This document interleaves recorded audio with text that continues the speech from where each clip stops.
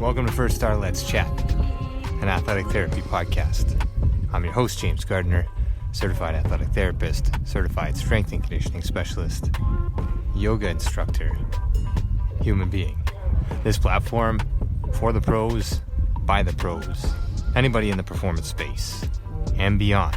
Welcome here to share in the stories of professionals, experiences, journeys, learning along the way.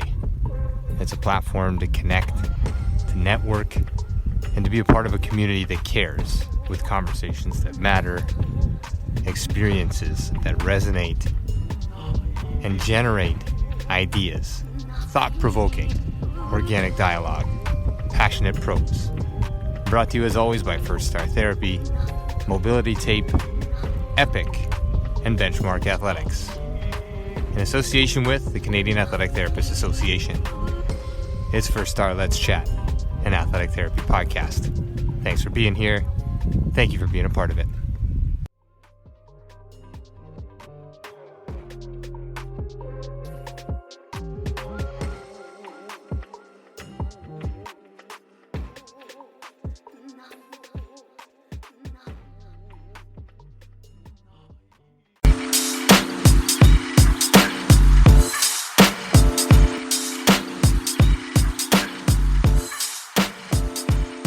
Welcome to First Star Let's Chat, an athletic therapy roundtable brought to you by First Star Therapy. I'm your host, James Gardner, and this is a platform for the pros, by the pros. Passionate pros, organic dialogue. Let's chat. Thanks for listening. Let's roll.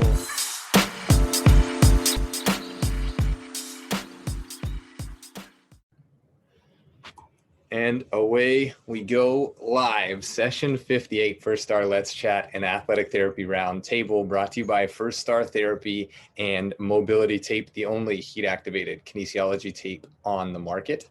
Our guest this evening, Amy Stefaniuk. We'll get into her bio here shortly, just go over the ground rules. This is being recorded live for the purposes of changing the world. And I think we're changing the world slowly with one conversation. Was just mentioning to Amy again as she signed in, we are up over 1,000 downloads this month here in January as we begin to wrap it up, starting to gain some steam, starting to have this conversation in different parts of the world, within the profession of athletic therapy, within the strength and conditioning areas, within the performance field, and more than ever, I think, is just generating a sense of community within the community as we move forward through a pandemic and everybody's sort of navigating, where do I stand, where do I find good information? And this is where you come to find some really good conversation, heartfelt, a lot of caring, a lot of giving. And Amy, thank you so much for giving your time this evening. Everybody who's here live, thank you for being here. Everybody picking up the podcast. This goes a long, long way in really doing what we all need right now. And that's giving us some semblance of, I don't want to say normalcy, but connectedness to things that matter, stories that matter. You're the expert of you. And I think sharing that goes a long, long way, and it resonates with a lot of people. So without further ado, session 58, Amy Stefaniuk.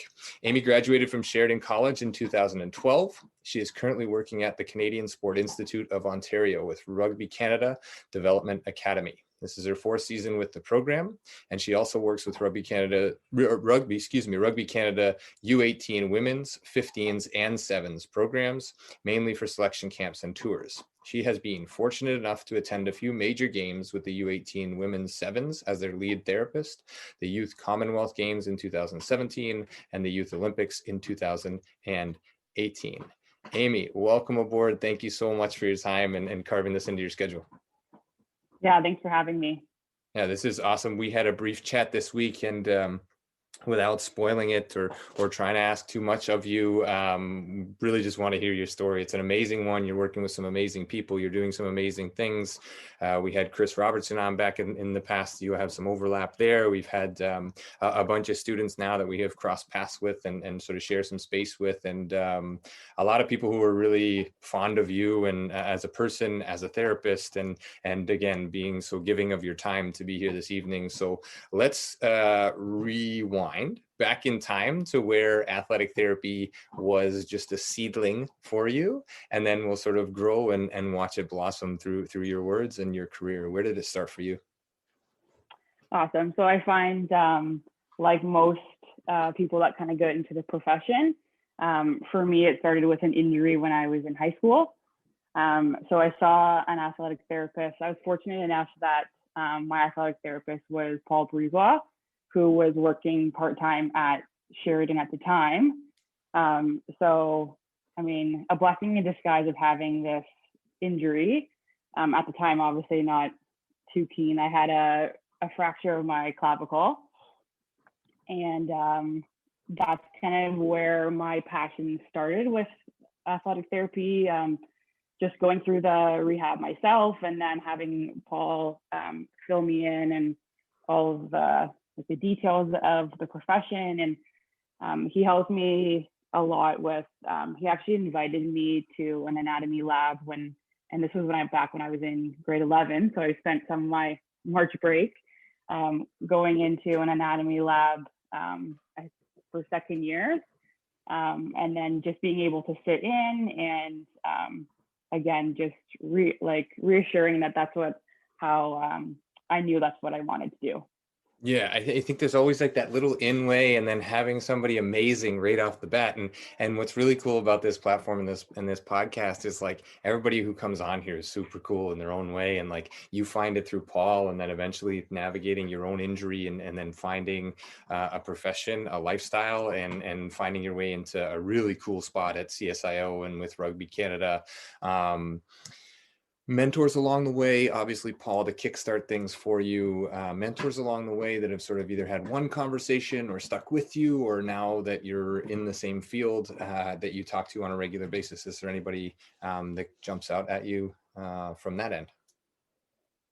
Yeah, and I'm sure if I didn't mention him, he probably wouldn't let it down. So Tyler Quinnell, who's everyone knows as TQ, who's at Sheridan. I was actually one of his first students. He was working at University of Toronto Mississauga campus, and I had a placement with him in the summer between my third and fourth year, and then I did a fall placement with him as well in my fourth year. So he really took me under his wing, and again, like I learned a lot from him, and with him having his massage background as well as his AT, I found that there was a lot that I had to learn from him. And again, like he helped me. So he ended up being my SAT. So helping me study for the exam, which is definitely not the same as it was, but as it is now. So yeah, so definitely a huge mentor who has gotten me where I am today. Another one is Nadine Smith. So when I worked at Carleton with the rugby program for 2 years, that was my first time moving away from home. So it was nice, again, having her as a mentor, but also just as like a mother figure as well. Just having her there in Ottawa, but there was just like, it was a crucial moment for me just beginning my career and learning a lot in the university space, but a lot with the long-term rehabs as well that a lot of rugby players have. Yeah, no, awesome shares. And I'm sure there's plenty, but we'll take those two for now. We won't leave anybody out. Anybody who knows you, I'm sure, knows the impact they've had, and anybody who knows you now knows the impact that you have had on them as well. And I think this is the nice part about this whole piece is that we sort of reflect out into our environment what we've received in our past, right? With the mentorship role and the opportunity to really connect. And that's the nice part about athletic therapy in the performance space is when we remove ego and we remove some of these other pieces that don't really matter, and we get to the sharing, that's where a lot of the growth happens, you know, not only for the profession, but for the individual and for all of these things along the way. So without skewing you too far off course, you're at CSIO now. You work with rugby, the women's rugby program in terms of the development academy. Can you talk just a little bit to what that academy is all about, sort of age group, you know, practice regimens, non-COVID, COVID, what things have looked like? We can sort of navigate that as we go. Don't feel like you have to answer it all, but just sort of a general synopsis of what that academy looks like, and then what Rugby Canada looks like as a therapist. Yeah, for sure. So the Rugby Canada Development Academy, so it consists of the next generation of rugby athletes, whether that be 7s or 15s. So there's a selection process, well, an application and selection process to be within the program. And we've branched out to a lot of different hubs in Ontario. So we now have 3 hubs. Our main hub is at the CSIO, so it's our central hub, where we currently have around 30 athletes. And then we have a West hub, which is out of Guelph University, where there's around 15 athletes. And then in Ottawa, where there's around 7. And so it's mainly U18 athletes. And then they just have the goal of playing rugby at the next level. So whether it be they're showing the potential that they have right now, whether that be the strength or the speed. So they were selected based on that. So in normal times, at least with the central group, they'll usually have 3 on-field training sessions. So that will consist of focusing on skills, and then they'll also have 2 combat sessions. So we have within CSIO, there's a separate room like within the facility that's a padded facility where judo uses. So we use that for all of our contact training, and then the athletes will be in the gym 2 or 3 times a week. So that's with our main group, and then I kind of oversee the other 2 groups. Mainly with the Guelph group, I'll go and cover their on-field sessions. And then with East, it's more of just connecting with the athletes when they do have injuries. But this year was our first year of branching to the West and the East. So there hasn't really been obviously a ton right now, just based on the limited training that we do have access to. Yeah, no, awesome. It's a great summation, and sort of just, I think always navigating, national bodies and sort of provincial bodies as to where everybody is and how that manages just gives us a little bit of context. And so obviously on-field coverage is a part of what you do. The clinical piece is a part of what you do. How do you navigate the space as a therapist, a lead therapist, or overseeing this development program? It's in 3 different places. How do you highlight sort of communication or focal points, or that is the work with the S&C side of things very much blended? Like, how does that look? How does that feel for you as somebody who's as well versed and practiced in this as you are?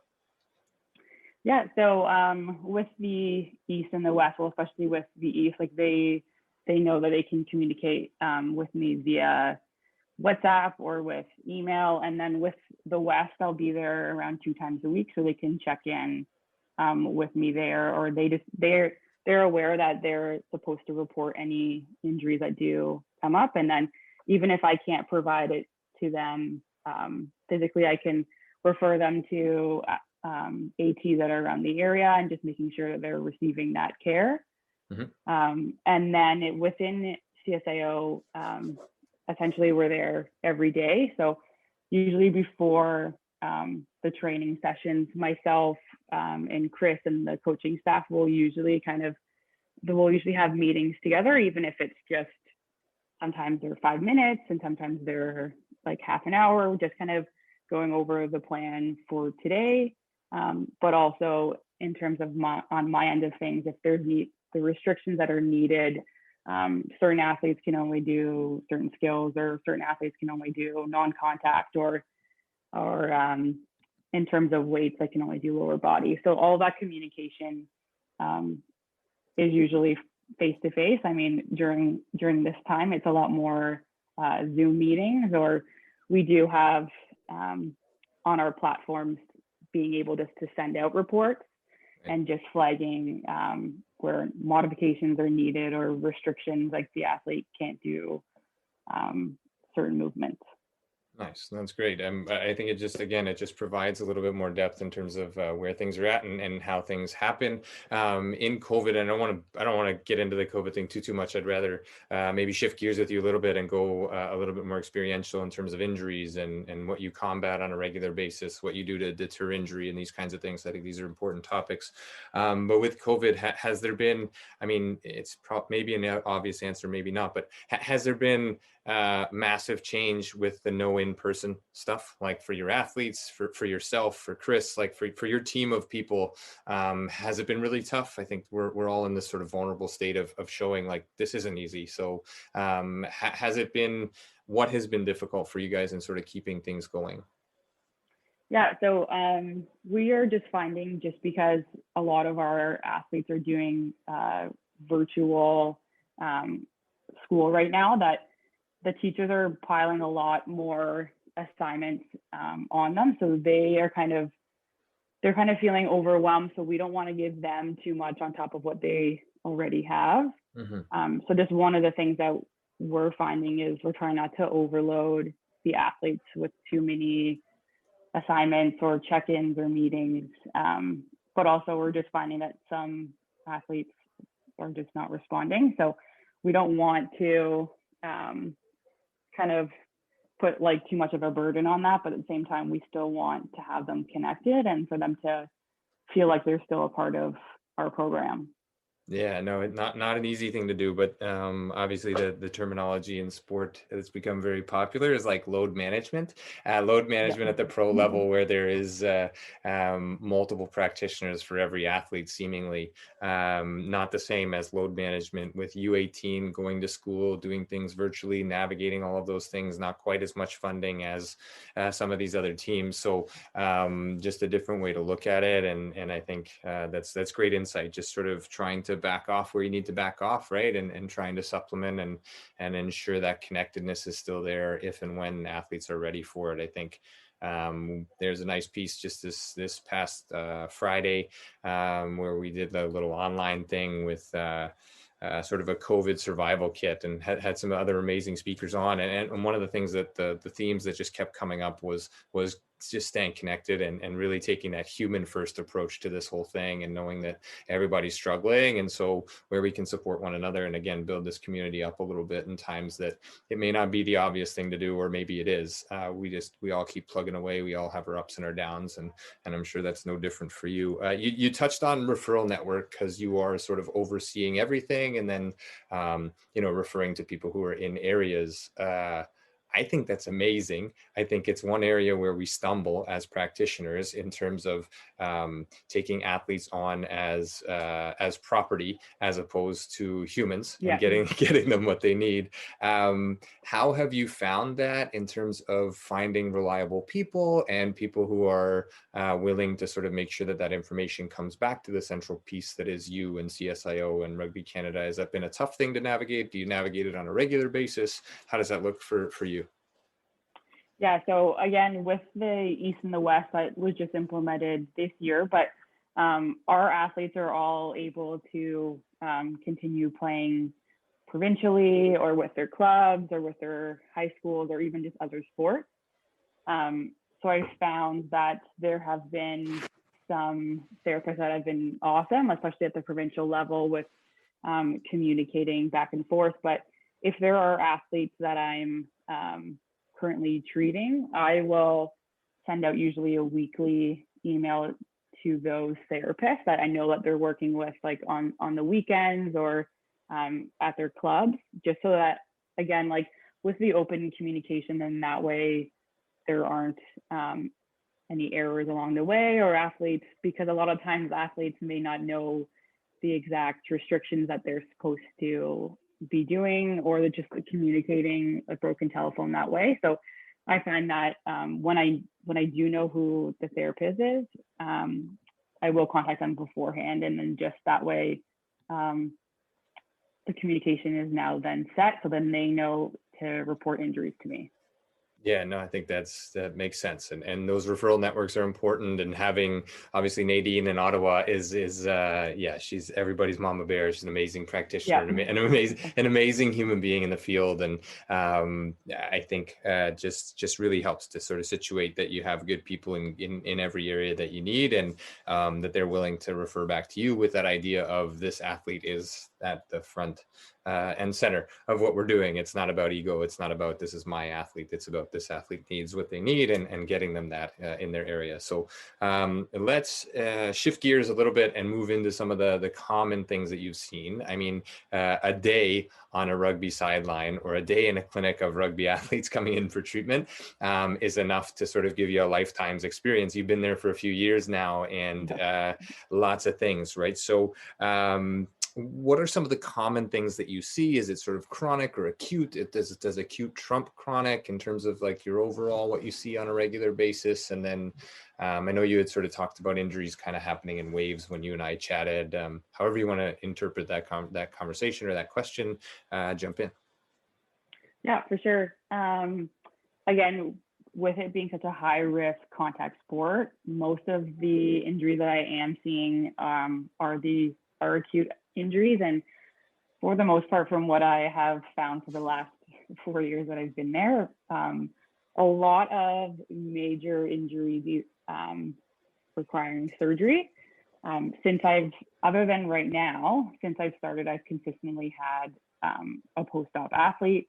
I mean, there was one summer where we did have 5 at the same time. So that's more of the common kind of injuries that we're seeing in our program. And again, I think it's a mixture of them being like with their age group, but also we have access to sport medicine doctors who are able to actually give them their referrals for MRIs and to be able to see surgeons. So I think that just like these injuries are popular or they're having a lot of surgeries, but I think it's just because they're having the access. So I think that there are other people that are at their age or even in the university level may not have that accessibility that we do. So I think that's just why we're seeing a lot more surgeries. But again, with the sport itself, seeing a ton of shoulder labrums.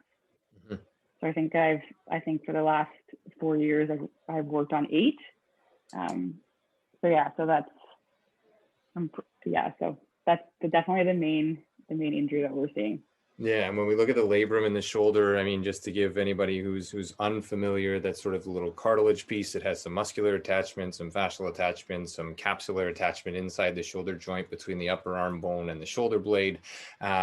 We see those a lot. In my time, I saw a lot of those in the overhead athlete with redundant sort of overhead micro trauma and sort of the morphisms that happen in a shoulder from throwing an object repeatedly overhead, not just a rock to kill something or a spear to kill something every now and then, but that redundant issue. So in rugby, it's not quite the same thing. There's a lot of high impact. There's a lot of sort of shoulder in awkward position, taking load and disrupting that labrum may or may not be traumatic, or it may be sort of subacute or accumulative acute traumas. So what do you do in terms of that? Once you identify, okay, here's a labral issue, and I've seen 8 of these now in 4 years. Like that's quite a few labrums, and it's not an easy one to rehab. Not for somebody who needs to use their shoulder for their livelihood in sport. Then, without giving away your secrets so that other countries can steal these, but what goes into place in terms of, okay, now let's look at the labrum and what else can we do or what aren't we doing? Are those conversations had behind closed doors or fairly openly, or how does that work? Yeah, so for the last few seasons, we do see a lot of trends. So just with our preseason musculoskeletal screen is just changing those tests so that we can identify like strengths and weaknesses early on, or just things that they need to work on, just been given the demographic. I mean, again, a lot of athletes in this age don't know how to set their scapulas, or they don't know how to activate serratus anterior, and even with like into the lower body, a lot of glute med strengthening and core. So it's been a lot of education that way. So just knowing that they need that foundation, selecting certain tests for preseason, but also each athlete after doing the MSK screens will have their individual prehab program. And then that'll progress along the way. But a lot of the times it'll just be targeting to prevent those trends of injuries that we are seeing for the past couple of years. Amazing. And sometimes this stuff falls by the wayside. So anybody picking this up who doesn't do sort of baseline testing, or I kind of look at it as an intervention. It's like we do a baseline, an incoming and outcoming, and an intervention somewhere in the middle, whatever that intervention is. But if we don't have that to refer back to, we don't really have anything to base our success on, or otherwise we just look at trends and we end up sort of kicking ourselves saying, it's another year of labral tears and we didn't try to adjust. So we'll just do it again and figure it out. But it's an interesting one because of the labrum and the dynamic nature of the labrum in a sport that requires the labrum to be sort of a buffer, right? Like an upper body buffer. I venture, I imagine that you guys put things into place where you're strengthening in things other than sort of like normal planes of motion, where you're putting the arm in awkward positions. And this is one thing that I often ask athletes is like, well, do you ever train in the position that you get hurt in, or do you ever train in the position that you get tackled in? Like, is this your area? Do you add proprioceptive, like neuromuscular quality movements? Is this part of the prehab? Is this part of the rehab? Is this sort of a combined between S&C and AT where you are? Yeah, so we've implemented into everyone's S&C programs, but especially in their prehab as well. But then again, like into the return to play for the labrums, they'll experience all of the ranges that they're going to be vulnerable in, and just getting them comfortable in those positions is something that is so important, especially for the psychological returning to play as well. Yeah. Great point. A lot of the literature and then experientially, when we look at this age demographic, so like 18U, there's a lot of things that aren't fully formed yet, musculoskeletal, bones, joints, all of these things. Obviously, like psycho-emotional, psychosocial things are at a peak in terms of development. Have you found in your experience, and not to put you on the spot, but like under training coming in for the requirements of the program? Because here's the thing, I'll just put it out there as like an example, is working with a football program with kids coming out of high school, and they're coming in and they're going from a couple times a week with maybe picking up weights every now and then they're expected, okay, now you got 5 lifts a week, you got 5-6 practices a week and a game. And it's like, there needs to be a transitionary period here, because you're undertrained for the requirements of what this sport or this team or this organization is doing. So I just think in terms of an intake, I'm assuming, but do you guys do sort of an intake? You have, okay, here's their biological age, here's their training age, here's where they're at, and we're going to individualize this until they're ready and up to snuff to get into a full lifting program? Yeah, so that's part of their application process as one of the questions, but also like the different sports that they have been they've done before rugby as well. Just because we have had the program for now our 4th season, is that each year when athletes do come in, they'll be in a specific group, and then that'll be their training group, but also how many times they are per week. So the athletes that are coming in that are fresh, but also that don't have as much experience, they'll all do this kind of the same program, and they might start off with just 2 times a week and then progress. Whereas some of the other athletes, where it's their 3rd season of lifting, they'll have a different program and increase in terms of the training as well.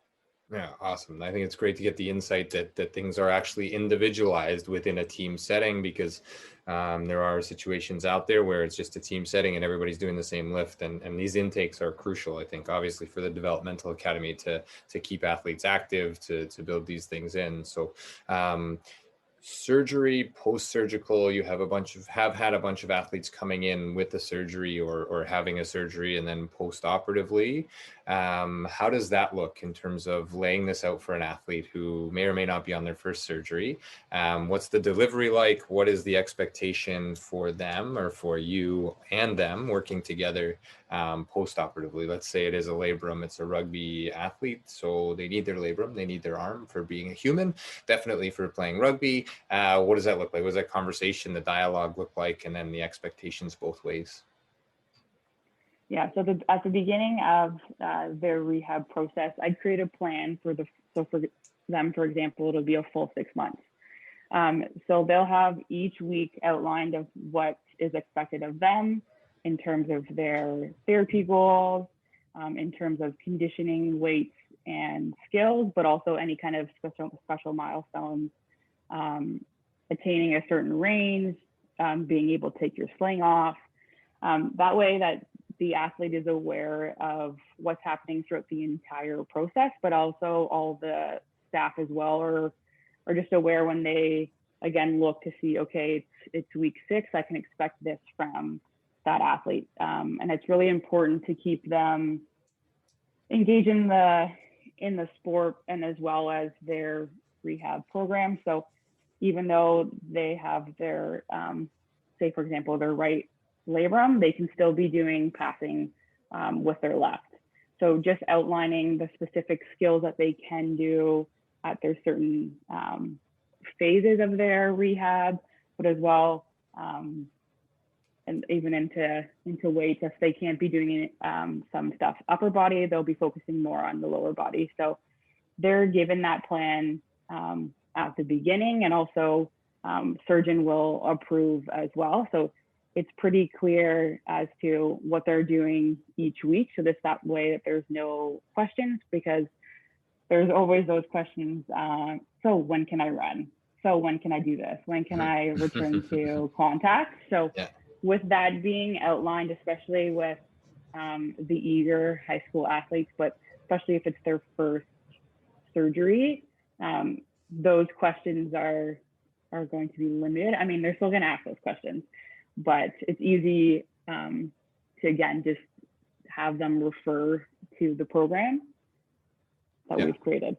Yeah, no, beautiful. I think that goes a long way too. So there's an active process in terms of, it's not just lay on the table, let me fix you.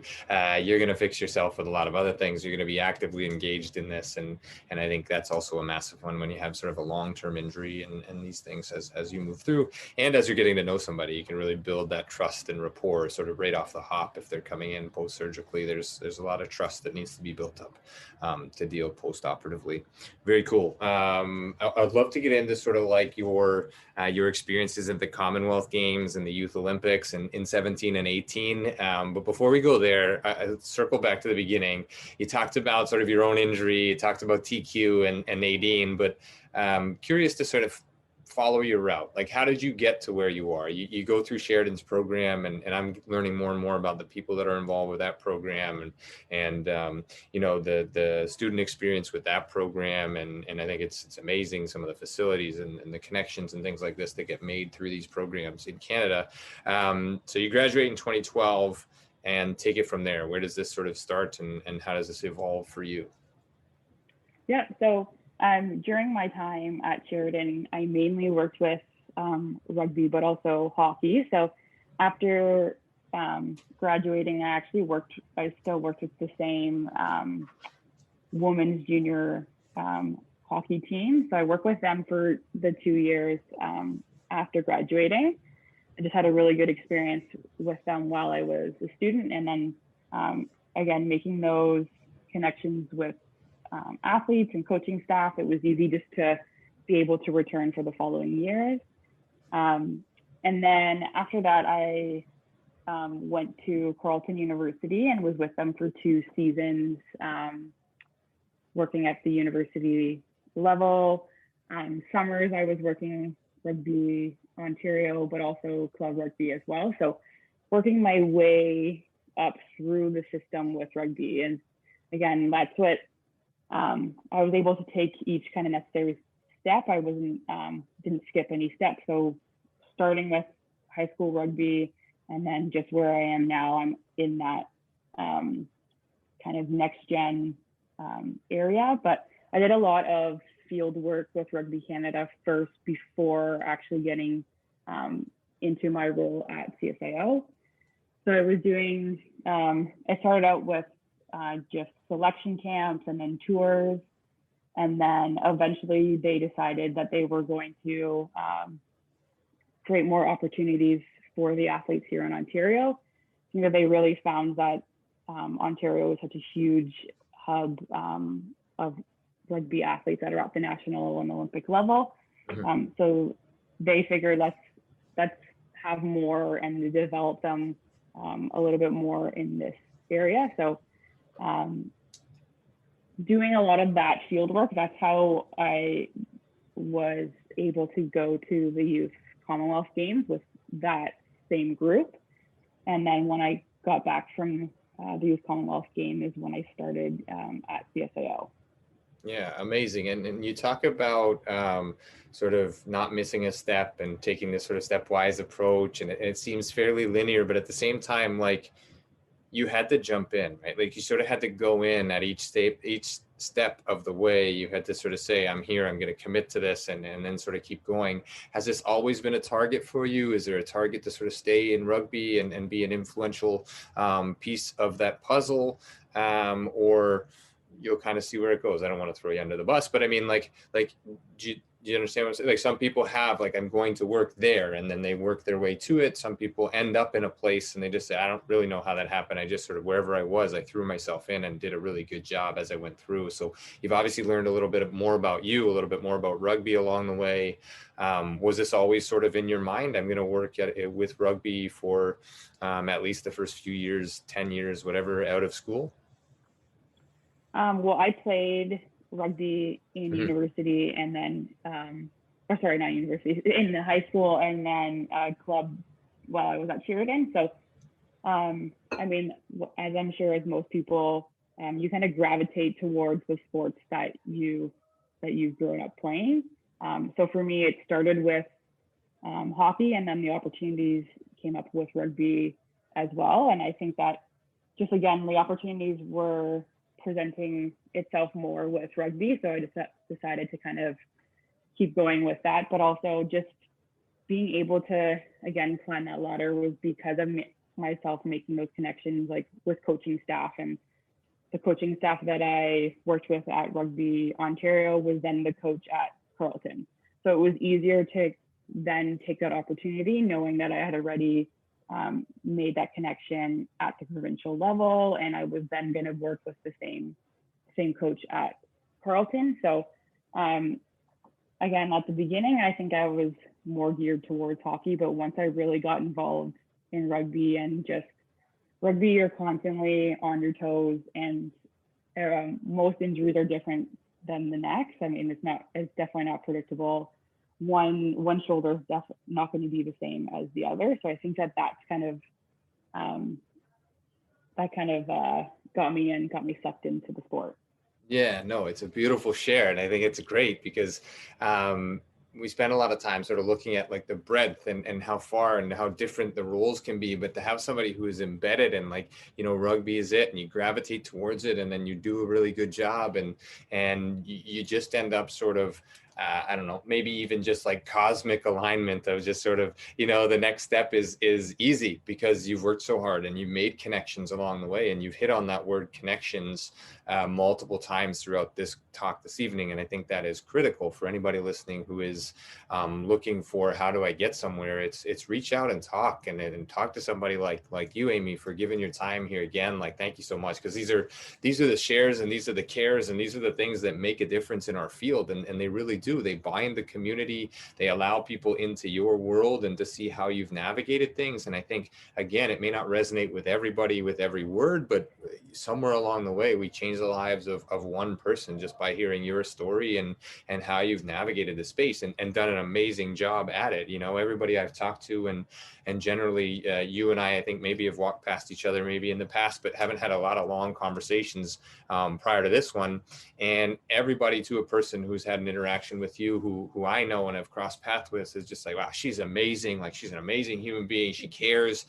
She's driven. She's passionate. And so, like, for me to not know you personally in this way, to be able to put this out there for people to understand what you're doing, and just how well respected you are in the field, like, it's amazing. And I just, again, like, on behalf of your athletes, on behalf of the students you've had, on the behalf of the profession, this is also a platform for me to thank you for everything that you do, and continuing to drive our profession and connect our community, because this is what it's all about. This time or not, like, we have maybe not even an obligation, but you've taken it as an opportunity to share this, and I think that goes such a long way. So let's go down that connection path, and just sort of, you've had a ton of overlap with a ton of different people. Where is it at in terms of, I know you have your master's as well, which you didn't want or didn't have in your bio. You did your master's. Your master's mattered to you along the way. What was your master's in, and how has it, or has it at all, sort of shaped your, I guess, part of your path? I'm doing this weird thing with my hands, but, like, how has it played into sort of where you're at, and where you've navigated things? Yeah, so I have my master's in rehab science through McMaster, and that was course-based. For me, I went into Sheridan right out of high school, and then I just knew that after Sheridan, that wasn't where I wanted my like educational career to end. Like, I knew eventually at some point I wanted to continue growing, even professionally as well. And with the master's program, it just really taught you how to like clinical decision making, but also assessing research papers. And again, because not everything that you read in research papers can necessarily be true, but also it's how you want to implement that into your own practice. So it was really diving deep into that, and again, like, critically thinking. That was mainly the area of that. I wanted to continue growing, but also have those avenues open for potentially teaching along the way. So that was just my main goal with having my completing my master's. Yeah, awesome. And I think, again, like, that academic side is for some, and some people do it next because it's the next logical step. Some people do it because they have a vested interest in a sport or in an area of research. And I think you hammered it on the head. It's like, if I don't know how to read a paper, and I go and read a paper, and it says, well, every labral repair should be done this way, regardless of the, whatever, or fixated into an internally rotated position. Well, there are some surgeons who are fixating into an externally rotated or neutral position. We miss out on some information. So diving into the academic side and learning how to read critically, these are ACEs. These are tips that I'm writing down and sort of referring to on a regular basis as well. And so, you go to McMaster, you're doing sort of a master's there, continuing your education, continuing to grow as a professional outside of the AT sort of specific teaching. But I think AT as a profession, and I love your take on it. AT as a profession, how do you see the profession? How do you see it growing? And what would you advise people who are either entering or are already in the field? Take that one however you wish. So, I mean, advice for me, especially with the profession or just my past experience, is just really putting yourself out there and volunteering for anything that kind of comes up. So, I mean, I was fortunate enough to have attended a lot of major games. A bunch of that was volunteering. So, for example, we had the Toronto Pan Am Games in 2015. Mm-hmm. Being able to work with a lot of different healthcare practitioners, and certain scenarios where we're all together in athlete approaches, and some of the other healthcare practitioners not necessarily don't know who ATs are, or they just think that we tape ankles.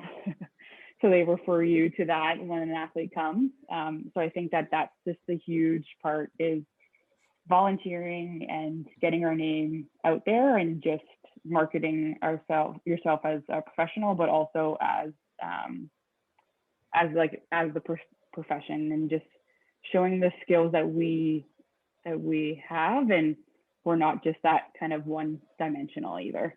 Yeah, and you've summarized that so well just in walking through your path and everything that you've done and all the interactions that you have, where you can blend in sort of as that hub piece, as that liaison between strength and coaches and athlete and other practitioner in Ottawa and Guelph and Toronto and all these things. And I think that that goes a long way. So your share there is amazing, because I think the more that people hear what we are and what we can do and what we are doing, both in this sports space and beyond,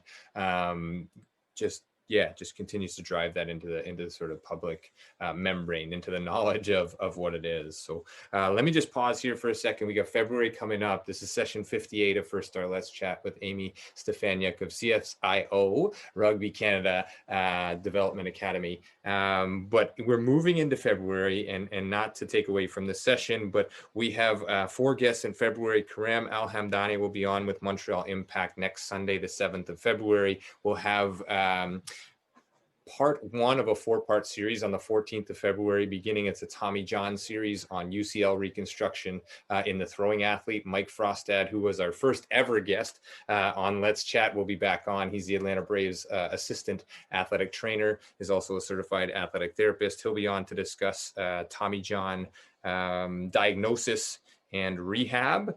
The 21st will be Brian Cheeseman. He is with the Edmonton Oil Kings. And then wrapping up February will be Greg Zahn, a 19-year Major League Baseball catcher. He'll be wrapping up February, and then we'll move into March. But let's swing back around to Amy and all the things that you're doing. So rugby is one of these sports where we don't wear equipment. So this is one for me that I've always sort of scratched my head at and said, okay, well, this is kind of bizarre.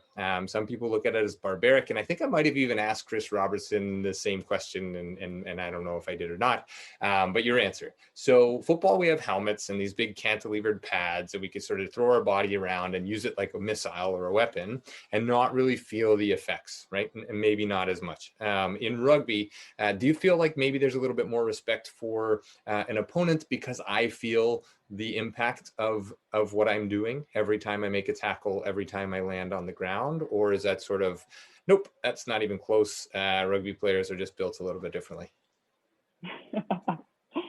I feel like a little bit of both. I mean, fair. It's a great answer. Rugby players are definitely a certain type of human. We have to be a little bit of crazy in order to put yourself onto the field. But there definitely is that sort of common respect while playing as well. There have been times where certain athletes will, again, like after they're hit by their opponent, they'll actually say, wow, that was awesome. So there's definitely is that common respect between each other. But during the game, there is so much adrenaline that a lot of the times you're actually not really feeling the hits. They're not as bad as you think they are or what they visually look like. Everyone is taught technically how to tackle, also how to receive a tackle, but there's a proper way of placing your opponent onto the ground. So that's something that's huge as well. So I think that again, while they move from the high school level to the club to provincially and then our academy program, is while they learn more of that technical side, there's, again, doesn't hurt as much as what you think it is. Yeah, no, I think it's an amazing sport, and sort of you've worked both, right? So 15s and 7s. That's obviously the number of athletes on the field for one side. How drastically different are those? And I know in your area, there's a lot of crossover athletes that do both, right? So what differs between those athletes? Obviously, like different energy systems and things like that. Is there anything else that sort of jumps out for you as the therapist? A little bit more space? Is there more injuries when there are more people on the field? Like, are there any general findings that you found between 15s and 7s? Yeah, so well, with 15s, again, with there being 15 athletes aside, the games are 80 minutes. So it's just a longer duration, but because there are more players on the field, there's a lot more contact points. versus with the sevens, it's a lot more speed and there's less of those contact points, but the contacts are more major, just because you're running at more of a increased velocity versus with 15s. 15s, again, there's just a different population of athletes. So with my athletes right now, a lot of them are cross between, but once you get into that senior level, you really do see a difference. Whereas with the sevens athletes, it's a lot of speed and again, strength and power, but in a different sense with the 15th athletes. And again, there's that more endurance in 15 as well. Yeah, no, great shares. Question came in, what's one of the worst rugby injuries you've ever had to treat or received? I think this is always an interesting take. Jump in however you want to interpret that. Yeah, so one of the worst injuries I've had on field, just myself, like with being the first responder, there was a fracture dislocation of tib fib. So the ankle was completely sideways. Mm-hmm. But this injury was crazy because the athlete was completely calm, like saw his ankle, was not in shock at all. He had full sensation, and we kind of, again, there wasn't as much of a traumatic from what you would expect for that severity of an injury. But I do have a handful of athletes that will have some, again, a lot of ankle fracture dislocations that I'm able to rehab in the clinic. Yeah, no. Well, hopefully a good recovery. Had a great therapist there, so hopefully you got to be a part of that recovery, and it turned out well. I think that's always an interesting one, but it also brings up a lot for me in terms of readiness and responsiveness as an athletic therapist on the sideline of a high, let's not even say like high impact or high contact sport, of sport in general, because you never know what's going to happen. Tachycardic events, an ataxia, knowing somebody's medical history for allergies and all kinds of different things, let alone an open dislocation fracture of two of the major bones of the lower leg. So what do you do to stay prepared for those things? I mean, in a non-COVID time where you're on the sideline on a regular basis, both practice and games, how do you prepare for that? Well, I think it really helps is that usually the other team will have therapy staff as well. So I think that's reassuring, knowing that there's someone there that will help you out as well. But just chatting with them beforehand, going through your EAP, you just get more comfortable when you actually talk about, okay, what's the worst that can happen and how are we going to respond to that? I think that, so then because you are prepared, sometimes the worst isn't really actually the worst because you're mentally prepared and you have assistance. 100%. So just again, like building that framework before you go and knowing it inside and out keeps you a little bit calmer in the situation. Having the trust with the athletes beforehand also goes a long way because they know that you're there. They know that you know what you're doing. And you've probably assigned rules to people if and when you have other people handy to do that. So knowing your EAP, knowing your options, knowing these things and practicing them, right? Whether it's mental reps or physically away from the field or at the field goes a long way. One piece of advice, and you've given plenty tonight, and then I'm really grateful that you would take the time to do this. What advice would you give to another athletic therapist or athletic therapists in general that they don't teach in textbooks? I think this is a great question. You've given plenty already, but what else in terms of things that matter to be somebody in your position doing what you do on a regular basis for a living?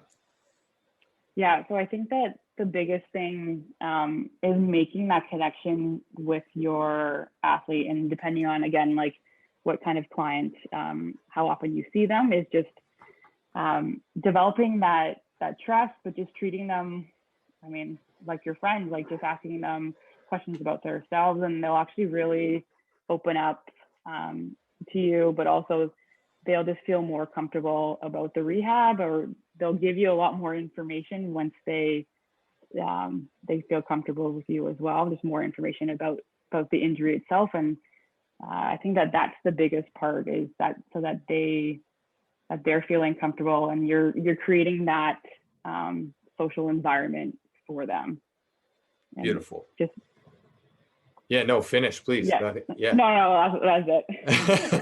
It was a big hit. Yeah, that connection is massive. The trust is massive. And you've done it for now a bunch of years and really established yourself in a space that is hard to establish yourself in one sport and do one thing really, really well, and sort of continue to grow and continue to evolve as a therapist. So let's wrap it up with this last one.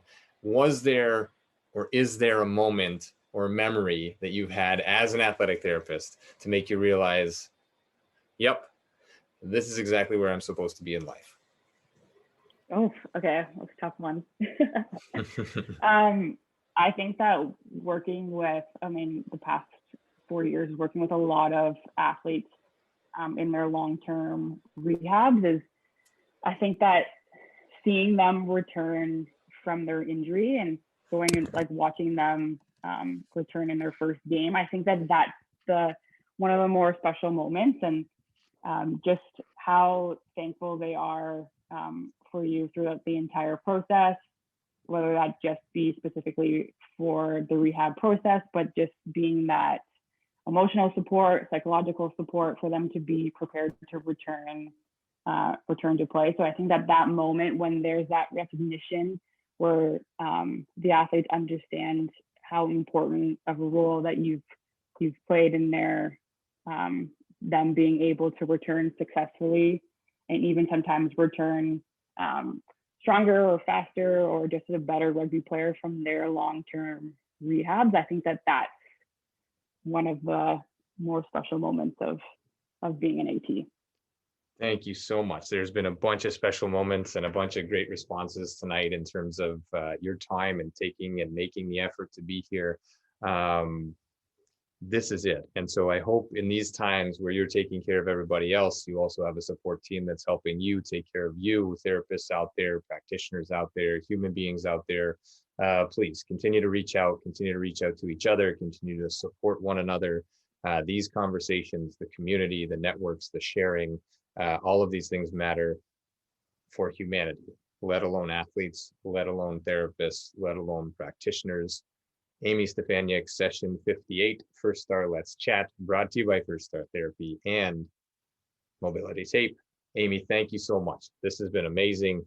I'll get this up. This will be up by podcast tomorrow for everybody. An amazing chat, an amazing human. I'll let you say good night to everybody, and thank you once again for being here. Yeah, thank you so much for this opportunity, and just thank you for having and creating this platform for all of us to be able to share stories, but also connecting with one another during this time as well. It's an honor. Thank you so much, and we'll wish everybody good night. And anybody willing to stay and hang around, we'll do a little 5-10 minute after hours here. So thank you so much. Karem Al-Hamdani of the Montreal Impact will be on next Sunday. Thank you so much. Good night.